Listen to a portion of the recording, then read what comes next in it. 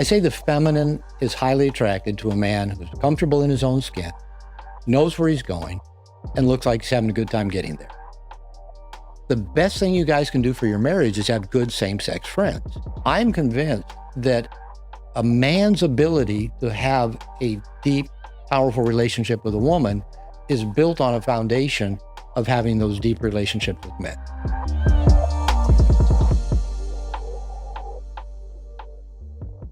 When you think of a nice guy as a doormat, you don't think that they have these other qualities. Oh, they can be dickish. They can be dickish. Like that's the part that's so, because the whole thing here is like girls like assholes, girls like guys who are kind of dickish, let's say. But you're kind of saying the nice guy is the guy who's not authentic, and can do all these dickish things. Mm-hmm. But what I find interesting, like, let's talk about success. Sure. Because you're saying that nice guys are typically not successful. They usually are like in middle management jobs. They don't want to be seen. They want to. They're fear of failure. They're scared of like. So does that mean the people who succeed are what? Not nice guys? Not nice guys. Okay. Are they the assholes? Are they the ones that are what? Okay. Either or, right? Right. Yeah. You're saying it's not the polarity, right? Well, here's what I've found, and it's just my experience, is that, again, a lot of nice guys, they do reach their glass ceiling. Just because, for whatever reason, their codependency, fear of being found out, Right. fear of success, fear of there being too many demands they don't think they can meet. So we will find ways to distract ourselves from truly living up to our potential.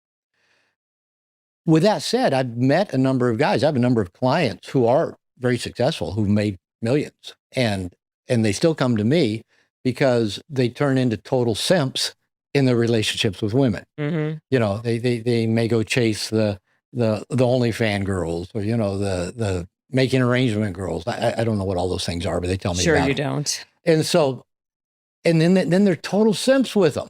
You know, they take them on really expensive dates or trips and buy them expensive toys and things. And so they've actually reached a pretty high level of success, but their nice guy patterns still show up. What I found that the men that identify as nice guy who have achieved at a certain level of success are often driven by a high insecurity, a need to, I've got to accomplish, I've got to succeed if I'm going to be loved, if I'm going to be valued, if I'm going to get the pretty woman that I want to love me. So they actually do, many men do find ways to be relatively successful, Mm-hmm. but often if they identify with the nice guy stuff, I mean, if they call me up and want to work with me, nice guy's still showing up somewhere else in life. And this might have been an overcompensation. Look how good I am. These are the guys that they either got straight A's in schools because they had helicopter parents, or, and then they've gone on to do, really well, or they're the ones that, had ADHD and fucked up all the way through school, but they were really smart. And they finally got it together as an adult and, started trading in cryptocurrency or something and, made a bunch of money. But they still don't believe they deserve that or they're good enough. And they still, again, will bring the covert contract to the women in their life. Let me, spend a bunch of money on you and then you'll like me and want to be my girlfriend. And the women often know that there's no real him inside of all that, the gifts and the money.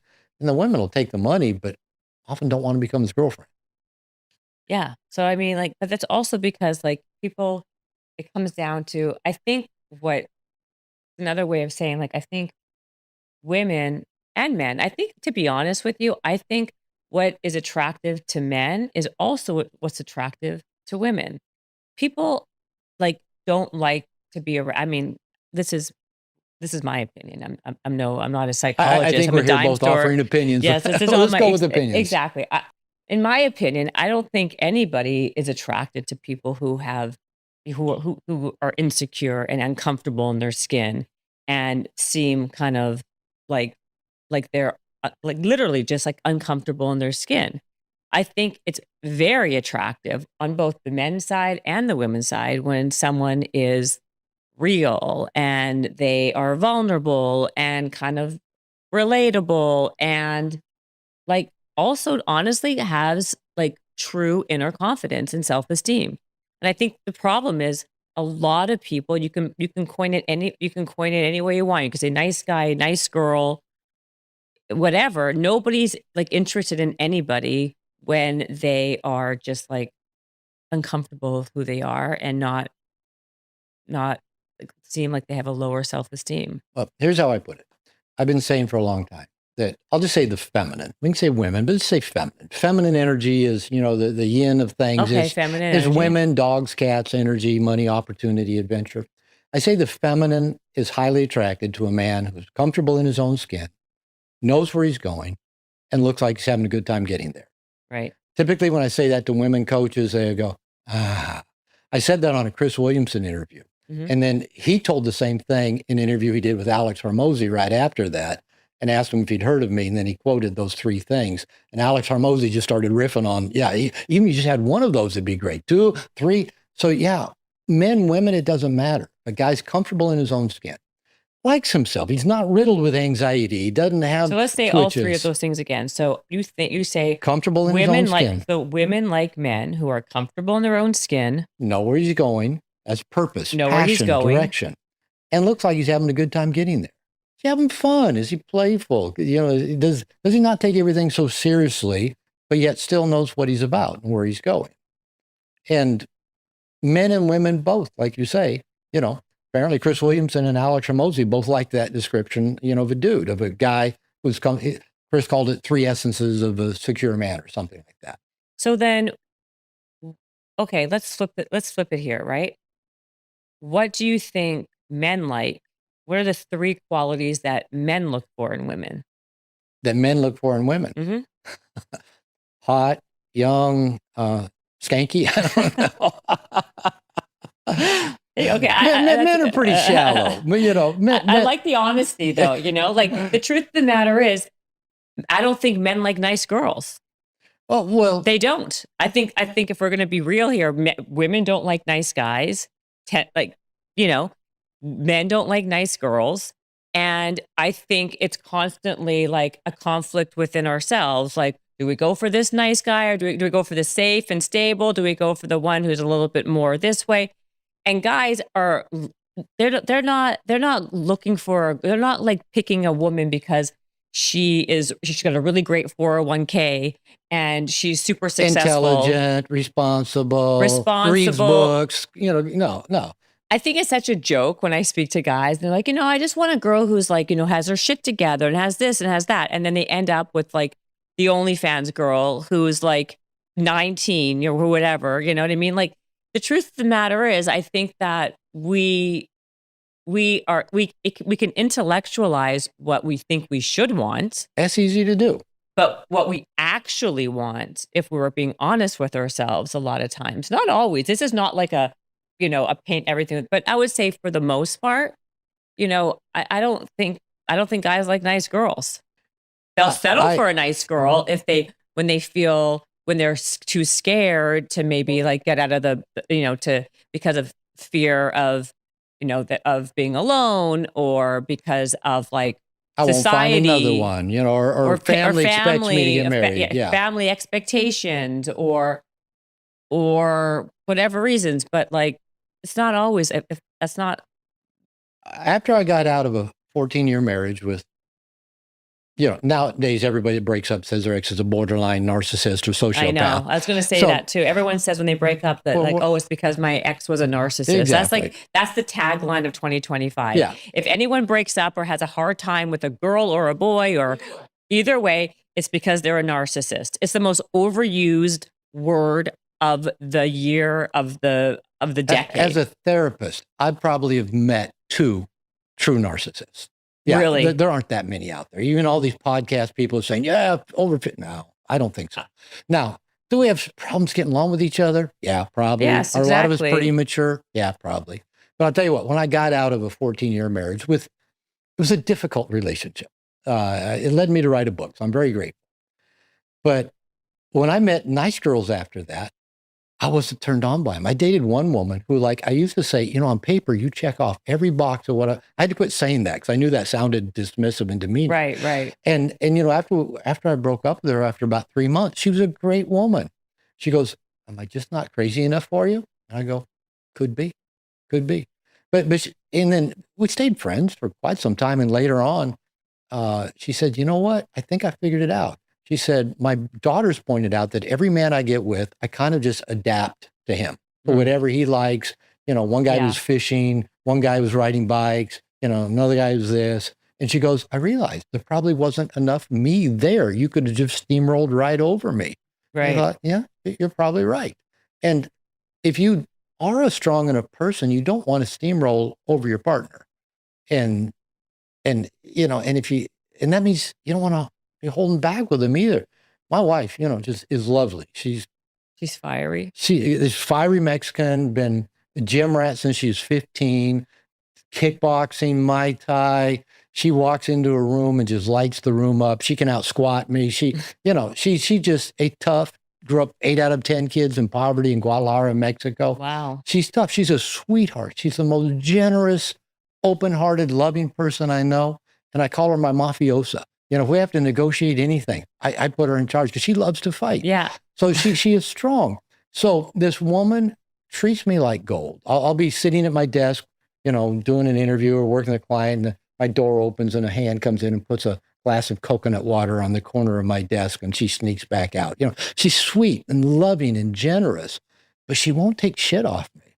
And she loves it when I tell her no. She loves it when I lead. We go into a restaurant. We live in Mexico, and the waiters always ask her, should I give him a menu in English? She goes, no, he's in Mexico. He'll order in Spanish. And then, so they give her a menu, and she says, no, he's my boss. He'll order for me. And so she likes it that she knows she can kick my ass. You ask anybody that knows us, who's the stronger personality-wise, strength-wise in our relationship? Oh, I'll point at her, no doubt. But she loves it that I tell her to wait for me and I open her door. She loves it that I order for her in restaurants. She loves it that I'll set the boundaries with her and I'll let her know, no, we don't cross that line. Yeah, what I was going to say earlier that I forgot to say, which I think is so important. I think there are men and women, I feel have to have some role, right? That you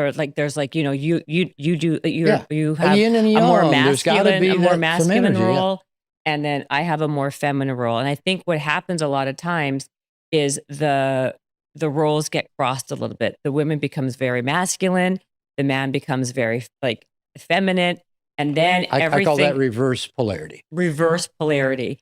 And that reverse polarity, I think, is because that's like the kiss of death right there, right? Because like you were saying, because I think a lot of it is like, I do believe men like girls who are super sassy and spunky and fiery. It's like attractive quality because it's fun. It's fun.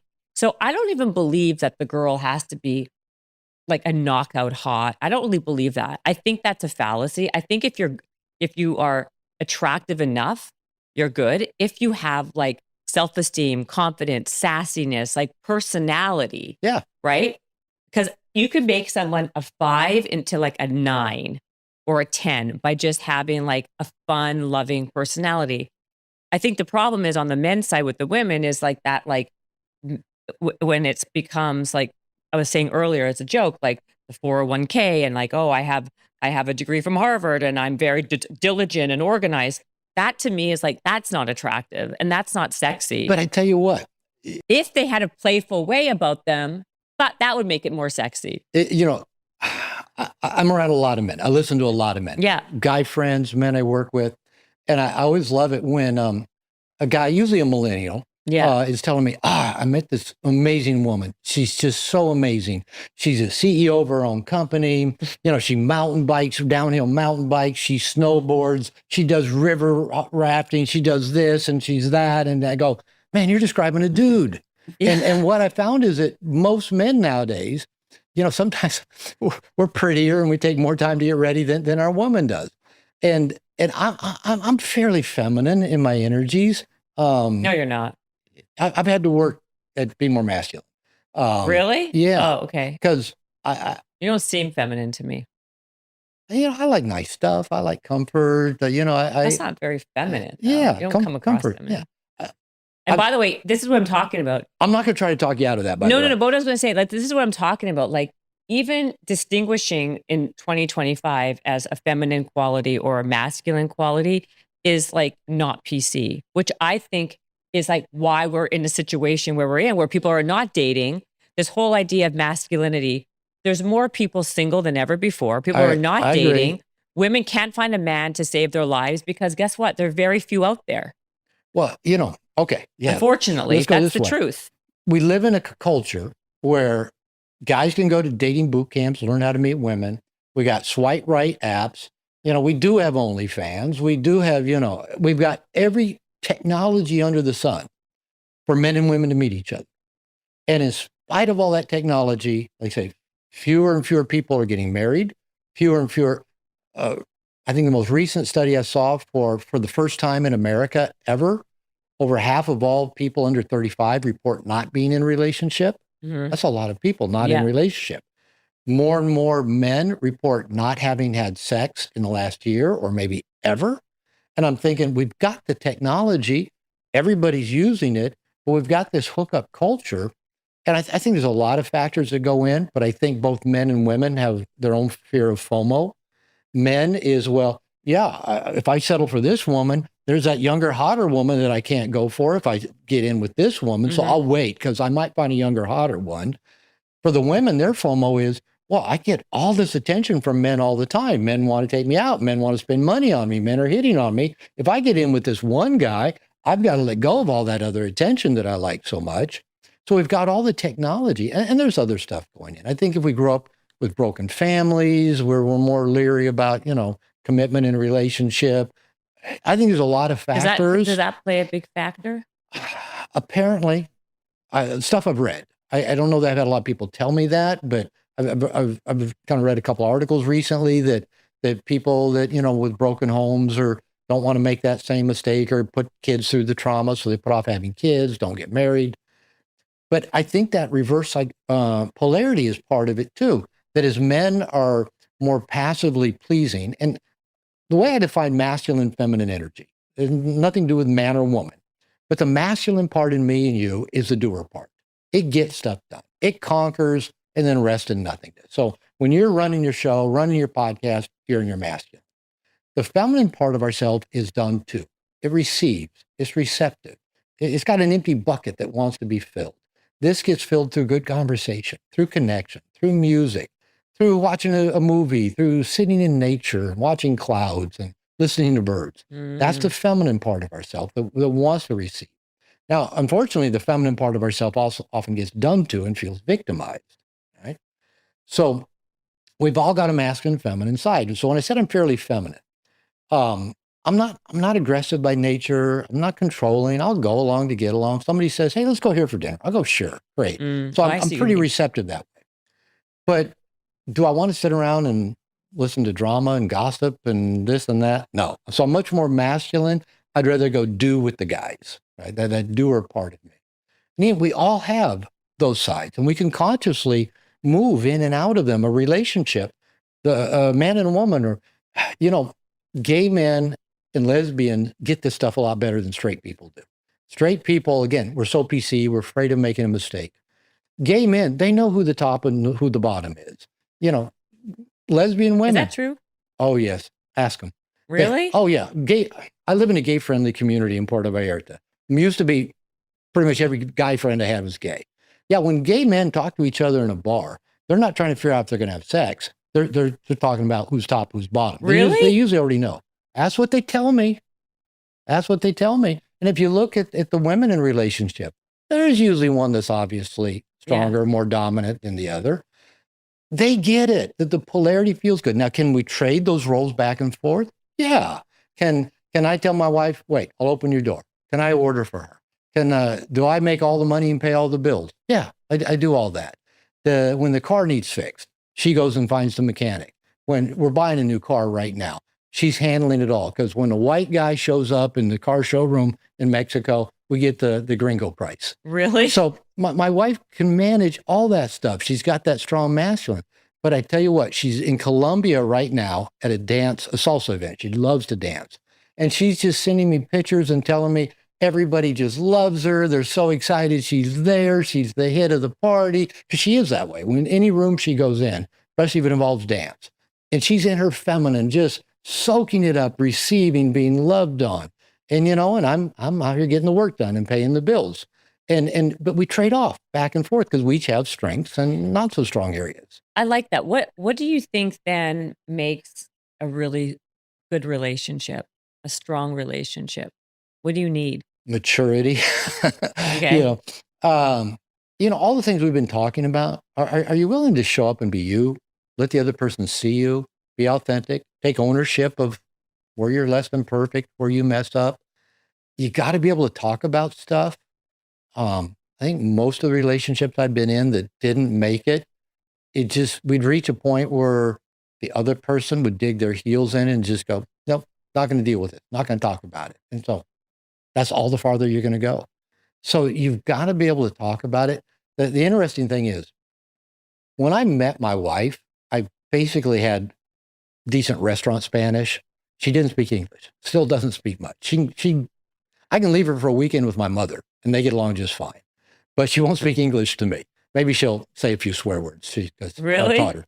But so I learned Spanish. Okay. And so here I am in my 50s and 60s, learning a foreign language, the basis of communication between two people.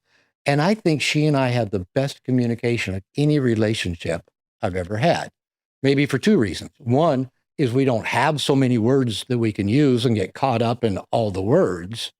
So we just got to figure out the basic words to communicate. And there's occasional confusion that happens that maybe wouldn't have happened but she's also willing to communicate. She'll talk about stuff rather than just like keeping it in or, letting it build. And I've learned to talk about stuff. So I think that's really important. And then throwing that piece about polarity, I don't think it matters who's the masculine pole, who's the feminine pole, as long as two people in a relationship kind of have by default chosen a default masculine pole. Somebody's got to get the ball rolling. Somebody's got to be the one. Because most women I know have jobs, they have careers, they're making decisions, they're getting stuff done. They're in their masculine from the moment you get up, even getting your makeup on and what you're going to wear. You're still, you think that's real feminine, but you're still, it's planning out, how's my day? What's this? You got to commute, deal with, managers, customers, salespeople, this, that, come home. There's laundry to be done, dishes to be done, dinner to be made. You don't want to walk in the house and have your man go, what do you want for dinner tonight? It'd be nice if he just said, hey, babe, I got a plan. Great, run with it. It's not that you can't make the decision. You're making them all day long. And I tell men, if you want to polarize your woman, when she comes home, most women aren't real happy when they've been in their masculine all day. And so I tell the guy, start telling her what to do as soon as she walks in the door. And I know that probably doesn't sound PC, but something like, all right, go get on something comfortable. No, go change. Then you're going to sit down on the couch. He's taking the masculine pole, telling her to do maybe what she doesn't want to do, but most women aren't good at getting themselves back in their feminine pole when they've been in their masculine pole. They may do it with wine, they may do it with gossip, they may do it with television, but I call those pseudo junk feminine releases. But what if your man, you came home, you've been stressed today. What if you got home and he said, you had a hard day, didn't you? He goes, but I know you had a great conversation with that Dr. Glover guy. But he says, sit down. I'm going to take your shoes off. And he sat and started rubbing your feet. And he said, you got 5 minutes of my undivided attention. Tell me about your day. How'd it go? And he's just rubbing your feet. And everything he told you to do, if you did it, he's polarized you into your feminine. Now you're more relaxed, more open. Your evenings even if you guys make dinner together or figure out you can go eat out or, include the kids in something, you're in a much more relaxed, open, receptive state than if you've just been in that hard driving, no, we still got to get stuff done, So that's just a little hack that I teach men to polarize their partner back into their feminine. And now that opening process has begun. You're happier when you're open and receptive. When you're masculine, you got to kind of close that to reduce the drag as you're getting stuff done. That's a great hack, actually. And that makes a lot of sense to me. That's a true statement right there. So I'll tell you one just like it. Yeah. I dated a woman who sold me shoes at Nordstrom. So I met her at the mall. And so there was a Ruth's Chris right in that same mall. And they had this great happy hour with these great cheeseburgers, glass of wine, baseball game on the TV, and she loved baseball. So that we were a good match in that way. So I'd go meet her at happy hour, and she'd get off work at the mall, come in, and she would just be bitchy and just complaining about the Microsoft Russian brides in there, snapping their fingers, bossing her around. And my mother called me today, and you wouldn't believe what my mother said. Yeah, I know what she said, because it's what she always says. You need to get a career. She'd be just, I'd take my phone out. I'd put it on the bar, set 5-minute timer. I'd tell her, you got 5 minutes of my undivided attention. Tell me everything about your day, and then we're going to enjoy a burger, wine, and baseball. She couldn't even fill 5 minutes because she didn't want to stay in that crabby mood, but I gave her a container to let it out. She'd usually be done in 1 or 2 minutes. She goes, yeah, my mom pissed me off, but okay, what's new? Yeah, the Russian brides, yeah, what's new? And then she goes, who's winning?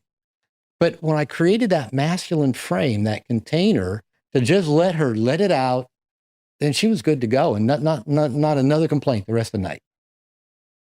That is a great one also. You should do this for a living. I thought about it. Okay, so wait a second, because I want more of those, because hold on a minute. Because it does say here, like, you basically help, like, you basically are emotional development, relationship, masculinity for men. Like, you do this. I do it for a living. No, yeah. you do it for, no, I'm saying you do this for a living, obviously, but you actually like teach people these actionable ways to do this. It's not just like talking from an ivory, from over here. No. It's everything that I've learned the hard way, right? I was that passively pleasing nice guy. What do you want to do tonight, dear? And, I just heard, as a marriage therapist, I got to hear from a lot of women what they didn't like about the relationship. Can you give me one more really, really good strategy that's actionable that men and women can use to really help the relationship? Okay, well, I'll give you one more similar to what we're talking about. I was taking actually the Nordstrom lady on a date. We're going to the winery for a concert, and nice evening. We have food. We're going to go drink good wine, listen to a 60s band or something, and so we're driving. And I think I was driving Mercedes at that time. So it was a date night, right? And she's over there in the passenger seat on her phone, and I look over and I go, "You texting the babysitter?" She looks at me like, "We don't have a babysitter." She had a 17-year-old daughter. Mm-hmm. I go, "We don't have a babysitter." I go, "If you're not texting the babysitter, put your phone back in your purse. We're on a date." And she looked at me and goes, she put her phone in her purse, and now she was fully there. Right. So you can do this. And I made a joke of it. I was playful with it. So for men, we have this fear that we're going to come off as controlling or a jerk. And I know even using words like dominance and submission makes everybody anxious and antsy. But there has to be each pole. Otherwise, we're just two friends hanging out with each other. Somebody's got to be in a dominant pole. Somebody's got to be in a submissive pole. And again, that can change, right? And just helping people, men and women, understand that that's okay. Somebody dominant, somebody. Otherwise, for example, if it comes to sex, if you don't have dominant, feminine, a submissive pole in sex, you just have two bodies laying next to each other waiting for something to happen. You do have to have a pitcher. You have to have a catcher. You have to have a top. You have to have a bottom. You have to have, there has to be that for anything to happen interpersonally, sexually, otherwise. So I think where I begin with men is saying, listen, it's okay to play a dominant role if you're doing that in a conscious, open-hearted, loving way. You're not trying to control the woman, get her to do anything. You're actually inviting her into a more open place where she can be more receptive. Whereas I love David Data's term, where you can fuck her to God. Where, without polarity, that doesn't happen. There's no getting fucked to God. And so helping men come to understand that that's a gift that they give their partner. Even like the subtle telling her what to do. I say, tell her to do what she already wants to do. And then if she does it, you've polarized her into a receptive, feminine place. And now she's open for all the goodies that come. What do you think of what's happening though now with like masculinity? We just talked about it. People are not, like we were just saying, they're not dating and all of these different things. And now people are not even interested in dating. They're rather just like watch porn or... Guys do that? Yeah. They watch porn. And like they're now, like AI is now creating these girlfriends, these artificial girlfriends. Like there is a lack of interpersonal relationships in general. This is a whole nother podcast. This is that a, we're but getting into. we could talk about it next time. Yeah. I mean, but it's a problem. It is, and I started a men's membership program a couple of years ago, Integration Nation, mainly because I think maybe one of the biggest problems we're dealing with today culturally, especially men, is just a lack of contact with other people. Mm-hmm. Everybody's going it alone, right? Yeah, you got Exactly. your MGTOW, you got your incels, you just got guys with social anxiety or no social skills, and so many men are just isolated. I mean, the studies are out there, how lonely, isolated men are, the physical toll that takes, the emotional toll, the suicide, the toll on their, it's a mess. And, you know, there are probably so many factors that play into why men and women aren't getting along with each other so well. But this is a core problem, yeah, it's a core problem of people being so alone. How do we, what's the fix to get people out of their own head and get them from not being so lonely? Because even though the data's out there, the information's out there, we all know it's happening. It's really hard just because you know something to be some way doesn't mean that you actually take action and execute on it. Yeah. What's that step to get people to? Because I'm an advocate for men. Nowadays I just work with men. Yeah. I've actually been working with a New York marketing company that sought me out recently and said, we want to make you a star. We've made these other people stars. I won't mention their names, but you've heard of them. And what they really honed in on was something that they've been calling guys' night out, taking that phrase and showing the necessity for men to have a deep bond and connection with other men. And as a marriage therapist, I said for years when a couple walk in my office, I tell both people, the best thing you guys can do for your marriage is have good same-sex friends. Now, you women usually are pretty good at keeping your girlfriends. I mean, yeah, you're on and off with each other and you have your fights, but you get back together. Guys, once we get in relationship, you know, we may go years without talking to our guy friends because Right. they got in relationship too and, you know, whatever. And so I'm convinced that a man's ability to have a deep, powerful relationship with a woman is built on a foundation of having those deep relationships with men. Because, you know, when I was single and, you know, dating in my 40s and 50s, I'd have women ask me about my guy friends. And, you know, I knew what they're asking because they probably dated enough guys that didn't have guy friends or maybe just had one. And they came to recognize there was something lacking, something missing in a guy that can't connect with men. Because if he can't connect with men, probably he's not going to, he either can't connect with her or he turns her into everything, you know, be my everything, be my companion, be my, you know.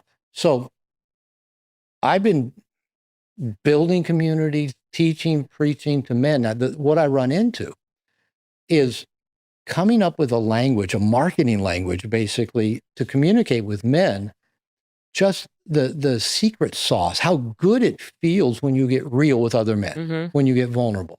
I do workshops in my home about every other month where 8 strangers come. They don't know each other when they get there. And I tell them, you're looking around the room, you're measuring each other, thinking, I don't like that guy. I wish he hadn't come. He reminds me of somebody. I said, by Sunday afternoon, you guys are going to feel like you've been frat brothers for 20 years. And it begins with going back to that authenticity that you talk about. Friday night, all we do is talk about why we're there. And all it takes is one guy to get vulnerable. You know, I've been struggling with porn and, you know, my wife keeps finding it out. My marriage is coming apart. Or another guy saying, I'm on the brink of divorce. Or I find out my wife's cheating on me. Or, you know, they share. And every guy, one guy shares, the next guy goes deeper. He goes deeper, they go deeper. So there's when men can get with other men and have a safe container for that, and just be vulnerable, where it's not like, oh, life's good, life's great. Totally agree. Yeah, job's good. Oh yeah, life's good. No, where you can actually say, I'm struggling, or I'm having a hard time, or I'm burned out, or I'm stressed. And I'll give you an example of this.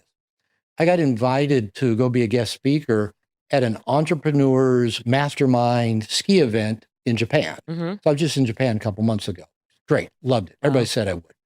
So I was going to be the first speaker for a group of 45, mostly guys. There maybe were 5 or 6 women in the group, but it was mostly guys. And the guy who put it on, invited me to come speak. I said, all right, how can I serve you? What do you want me to talk about? And he goes, well, this could be a dick measuring contest with all these guy entrepreneurs. And I go, let me test them. Let me see how far I can push them. So I didn't even know what I was going to talk about when I got up in front of all 45. But so what I talked about, what I had them do, I said, go pick 2 people you don't know. And for each of you gets 2 minutes. And during those 6 minutes, you have to tell the other 2 people someplace that you're struggling. Are you burned out? Are your ClickFunnels not working? Are you struggling to find love? The love you have isn't working. Go tell these 2 strangers something's not working. All right, man, the conversation got so loud and energized. I had to kind of basically yell to get them to come back, sit down, and then we kind of went around the room. And what were some of the core things they talked about? Then I said, okay, everybody that is struggling to find love, you're going to meet over here in this corner. Everybody your love life isn't working is going to go get in that corner. Everybody's dealing with burnout, you get in that corner. Financial stress is over here. Trying to make your company work, feeling overwhelmed over here. Then we split them up and I said, now everybody in your group is struggling with the same issue you are. I want you to get to know each other. And again, the conversations were so loud, so animated, so energized that we couldn't get it to end. And so for the rest of that trip, it's like 4 days up in the mountains skiing and 4 or 5 more days in Tokyo. That group of people went so deep with each other and just engaging and posting about, fears they have, depression they've struggled with. And I went ahead and joined a group that they've continued having, as I'm a member of it, because it's a bunch of entrepreneurs that are really trying to put a dent in the universe, but they're human. And that's the thing. And they found a place, and it's all men, the group I joined. And the guy leading it, who's the guy that invited me to Japan, has set it up beautifully where we're real with each other. Yeah, we're going to take great trips. Yeah, we're going to talk about business. Yeah, we're going to help each other. But we're going to be real. We're going to talk about our struggles because we need each other. So basically having a support system. That's what we need. It's about having a support system, and that's community. Community, and that is the part. Going back to finding marketing language to help men. It's like, for a blind person who's never seen a sunset, how do you describe it? Or somebody who's never tasted a banana, how do you? A man who's like got dad issues, got bullied as a kid, doesn't trust men, sees men as competitive and dicks and jerks, and how do you get that guy? How do you sell him on risking getting into a group, an environment, a workshop, even guys' night out, going out with old friends and just taking the risk of being real and sharing something about yourself? It's a hard sell for men because we've got a lot of walls up. But until men create that bond with other men, I don't think we're going to be very good in relationship. And I've found that in my relationships in life, when I was just wrapped up in the woman, no guy friends, those relationships didn't work well. So when I married Lupita, my wife, I had about 1.5 good guy friends in my life at that time, and I knew that wasn't going to work. We were already having some struggles. I was feeling kind of isolated living in Mexico. And so I went looking, found a men's program that I was in for 6 years. In fact, next week, I'm going to one of their retreats. I still come hang out with them after 6 years of being a part of the program. And I built men's programs. I'm not making this up, have at least 25 to 50 men that if I called them up at 3 a.m, they get on an airplane and come fly down there to be there for them. I love that. And my wife sees that, and my wife loves it. And so many of these men have come in my home, and men come into our home for these workshops, and my wife sees them, and they see these men have great respect for her man. And guys tell me that I've changed my wife's world. Not only does she wear Lululemon and fly first class, but I've changed it because she didn't trust men. Her growing up in macho culture, every man she's ever known has been a serial cheater. Because of the good men I've brought around, and she's seen my commitment to be a good man and help men. Not be a nice guy, but be a good man, right? That's changed her world completely, where she's become more trusting and more open and more receptive. And that's happened because I've been in groups of men where I got real, where I told the truth, where I was struggling, where I was on a slippery slope, noticing somebody over there that, and they keep you on path. They keep me on path. There's a lot of groups. There's YPO has this thing, YPO is Young Presidents Organization. They have these, they have forum, and it's very effective. People love it. And I know of a lot of other friends of mine who are in these men's groups, not YPO, but different things. And and they swear by it. And I think it's a great thing for women and for men to have build communities, have these men's groups, have a place that you could be honest, real. You know that you can be vulnerable and people can relate to you. With that being said, though, I need to wrap it because I'm late and I got to go pick up You my run kid. late? I know. I can't even imagine I know. that. I'm so sorry. I know. Shocking. But Dr. Robert Glover, his book is called, well, it's an older book, but honestly, it does not age. It ages like a fine wine. It's called No More Mr. Nice Guy. But he has other things. He's got other books, these groups, these memberships, things. Check him out. He's on Instagram. He also has a website. What's your website? Got to think about it. drglover.com. drglover.com. I also want to have you back. I want to talk to you more. I want to do a part 2 because I have a lot of other questions. And when you come back in town, we should do that again. Let's do it. All right. Thank you for being here. Thank you. Bye.